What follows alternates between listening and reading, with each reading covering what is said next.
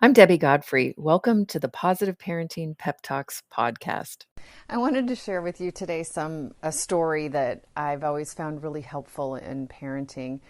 And I'm usually reminded of it when a parent asks me a question about how to get their child to stop doing some behavior that might be a little bit similar to something that the parent does. And what I'll do is share this story about Gandhi.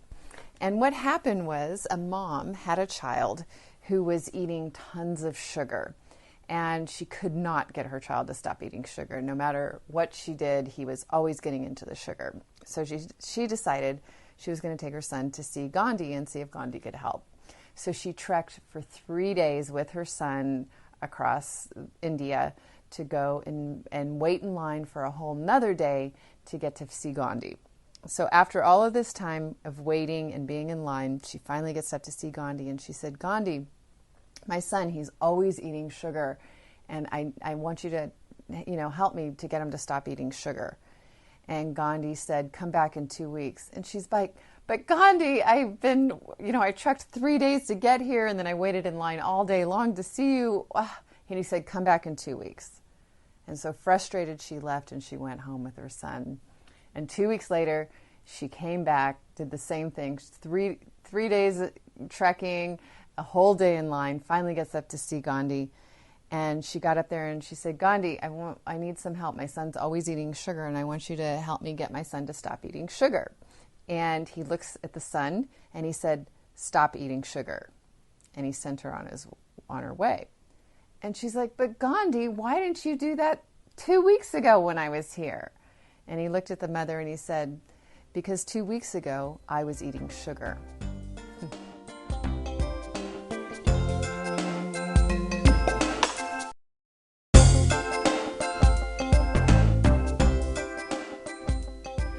So I think what this story illustrates for me is that whenever my kid is doing something like that's annoying or frustrating, I always look and see, is there some way that I'm role modeling this behavior? For example, do I hear a lot of complaining from my child about things? And I'll ask myself, have I been complaining a lot? And oftentimes that's where they're picking it up. If our kids start getting into things like even something like drinking, and I know that drinking, there's an age. You have to be 21. There's a legal thing about it. So you can pull the legal story.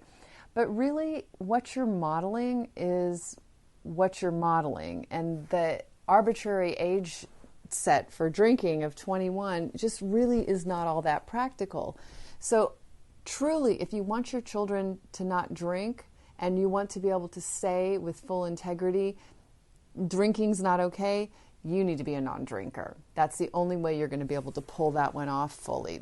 Now, that's not to say that any of us who have a nice glass of wine with dinner are going to let our kids drink when they're under 21.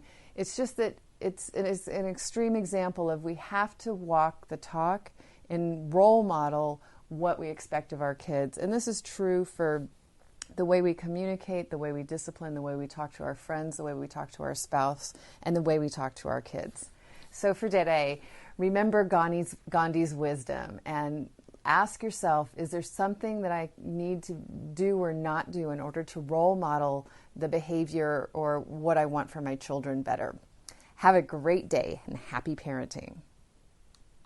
I hope you enjoyed today's episode of the Positive Parenting PEP Talks podcast.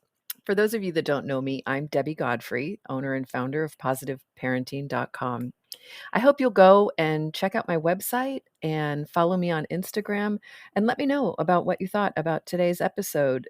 Did you learn something new? Were you able to do something different with your children?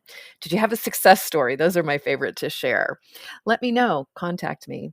I'd love to hear from you. And also, what future topics would you be interested in hearing about on the Positive Parenting Pep Talks podcast? Thank you so much for being here and for all of your support. Take care and happy parenting.